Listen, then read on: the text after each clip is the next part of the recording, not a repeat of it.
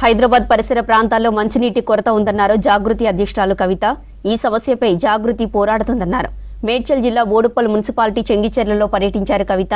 ఈ సందర్భంగా కేవైసీసీ రాష్ట్ర అధ్యక్షులు పూలే ఫ్రంట్ రాష్ట్ర కో-కన్వీనర్ రాధికా నరసింహ వారి బృందం 200 మంది కలిసి కవిత సమక్షంలో జాగృతిలో చేరారు.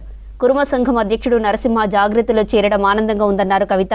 బీసీల కోసం కవిత చేస్తున్న పోరాటాలకు మద్దతుగా నిలిచేందుకే జాగృతిలో చేరుతున్నట్లు తెలిపారు నరసింహ. తమ స్నేహితుల్లో 2 జాగృతి ఇన్ఛార్జీలుగా నియమించడం పట్ల కవితకు ధన్యవాదాలు తెలిపారు. నరసింహ గారు చాలా ముఖ్యమైనటువంటి కుటుంబ సంఘం యువ నాయకులు, రాష్ట్ర నాయకులు. మరి తాను పెద్ద సంఖ్యలో తమ 50 మంది సంఘ సభ్యులతోని, కుటుంబ సభ్యులతోని జాగృతిలో చేరడం చాలా సంతోషం. కాబట్టి నరసింహ గారిని సాదరంగా ఆహ్వానిస్తా ఉన్నాం.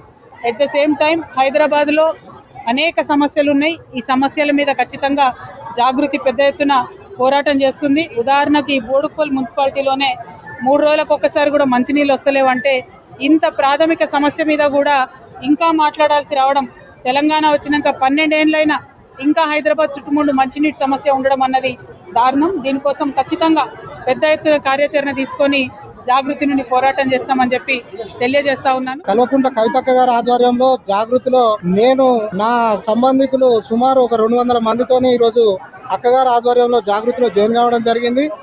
అక్కగారి అడుగుజాడల్లో నడుస్తూ ప్రతి సమస్య మీద ఎప్పటికప్పుడు ప్రశ్నిస్తూ సమస్యల సాధనకై కృషి చేస్తానని ఈ మీడియా ముఖంగా తెలియజేస్తున్నా. అక్కగారి ఆధ్వర్యంలో బీసీల కోసం ముఖ్యంగా నిరంతరం కొట్లాడుతున్నటువంటి అక్కగారికి వారి పోరాట పద్మను చూసి నేను జాగృతిలో జాయిన్ కావడం జరిగింది.